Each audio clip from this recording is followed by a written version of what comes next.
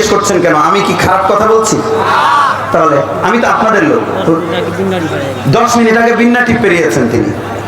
হুজুর বললেন, হুজুরের তো 4-5টা মাহফিল থাকে, এটা আপনারা জানেন না? আমি তো এটা 3 নম্বর মাহফিল। তা আমার মতো ছোট মোটো মানুষের যদি 3 নম্বর হয়, হুজুরের তো 30 নম্বর হওয়ার কথা ছিল।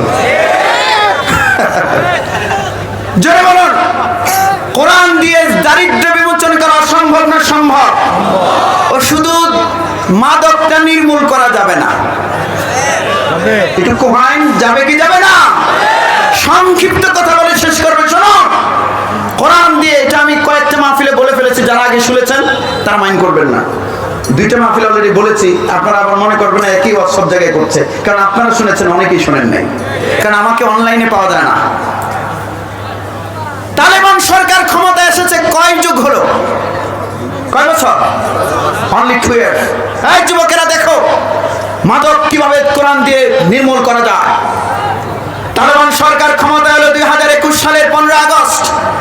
আফগানিস্তানকে, তালেবানের দেশের নাম কি? জোরে বলো। ওই আফগানিস্তানকে বলা হয় পৃথিবীর মাদকের রাজধানী, কারণ 4 কোটি মানুষ হলো 4 কোটি। এই 4 কোটি মানুষের 35 লাখ মানুষ মাদকাসক্ত।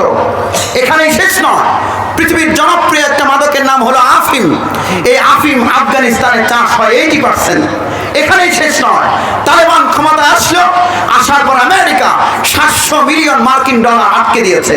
এখানেই শেষ নয়, গোটা পৃথিবীর কোন রাষ্ট্র তালেবান সরকারে এখন পর্যন্ত স্বীকৃতি।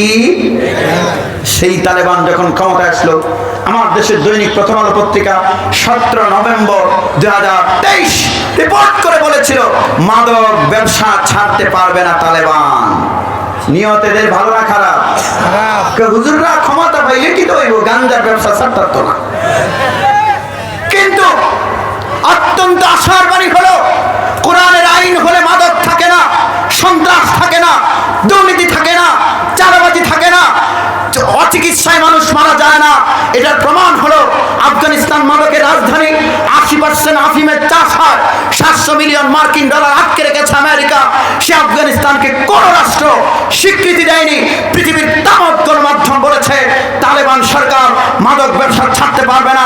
আমার ভাইরা, আশার বাণী হলো Reuters, voice of America, CNN, প্রথম আলো থেকে আমার দেশের সবগুলো পত্রিকা গণমাধ্যমের সম্পাদকদের নাকের ডগায় বৃদ্ধাঙ্গুলি দেখিয়ে তালেবান সরকার প্রমাণ করেছে কোরআন যেখানে সেখানে শান্তি।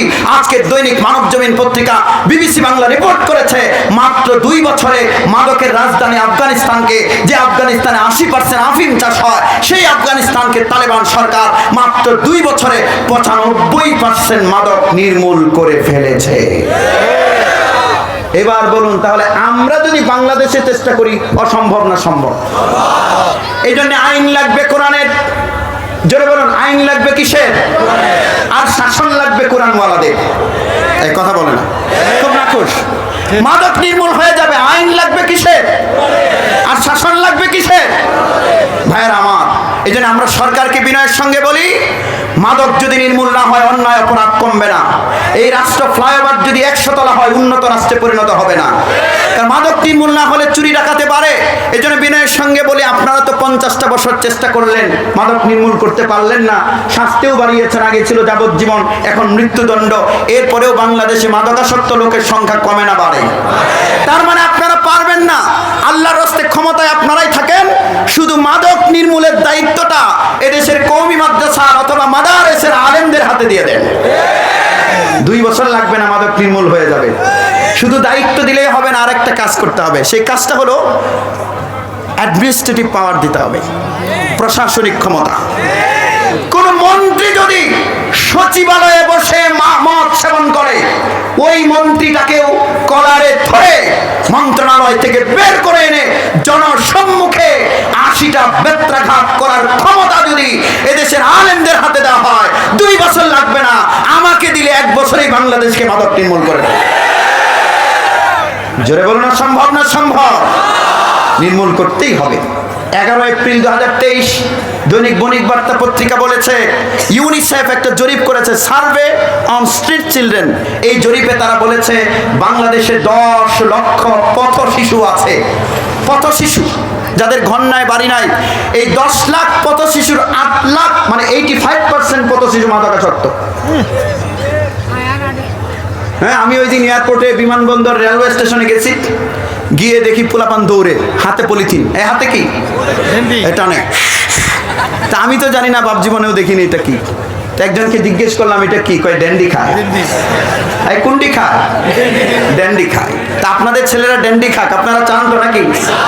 আপনাকে চিন্তা করতে হবে, যেই শিক্ষা দিলে পোলাপান মাদকাসক্ত হয় না, নতুন বছরে প্ল্যান করবেন, সেই শিক্ষা বাচ্চাদেরকে দেবেন। সেই শিক্ষাটা কি? কোরআনের শিক্ষা। ধরে বলুন, কিসের শিক্ষা? এই যে 10 লক্ষ পথ শিশু আছে, এই 10 লক্ষ পথ শিশুর 85%, তার মানে 8,50,000 পথ শিশু মাদকাসক্ত। এদেরকে যদি ভালো বানানো না যায়, তাহলে আগামী দিনে এরা 8 লক্ষ চোর, ডাকাত, ছিনতাই, সন্ত্রাসীতে পরিণত হবে। এদেরকে থামাতেই হবে। বাংলাদেশকে সোনার দেশ বানানো যাবে না। জোরে বলুন, বাংলাদেশ সোনার দেশ হোক, আমরা চাই কি চাই না? এই জন্য সরকারের উচিত এই মাদক নির্মূল করতে হলে বস্তিগুলোতে, যেসব বস্তির বাচ্চারা গাঁজা খায়, সেখানে মক্তব চালু করতে হবে। কি চালু করতে হবে? জোরে বলুন, মক্তব চালু করতে হবে। ভাইয়ারা আমার, এই যে আমি দেখালাম, আপনারা বলুন তো, কোরআন দিয়ে মাদক নির্মূল করা সম্ভব না সম্ভব? কালের কণ্ঠ পত্রিকা বলছে ঢাবি এবং বুয়েট মাদকের আখড়া, আর আমরা তো বুকে হাত দিয়ে বলতে পারি আলহামদুলিল্লাহ, জামে এমদাদিয়ার 1% কেন, একটা ছাত্র গাঁজা খায় না। কিসের কারণে? একটা বই পড়ানো হয়। জোরে বলুন, বইয়ের নাম কি? কিতাবের নাম কি? কোরআন। এই কোরআন আপনার বাচ্চাকে শেখান, মাদক মুক্ত হবে। এই জন্য কোরআনের শিক্ষা চালু হলে বাংলাদেশ মাদক মুক্ত হয়ে যাবে। এইগুলো 2টা পয়েন্ট। আরেকটা পয়েন্ট আমি শুরু করব, কিন্তু যেখানে হুজুর আসবেন ওখানে ব্রেক। 3 নাম্বারটা হলো ধর্ষণ। ধর্ষণ কি ছোট সমস্যা না বড় সমস্যা? আচ্ছা, আপনাদের মা বোনেরা ধর্ষিতা হোক এমন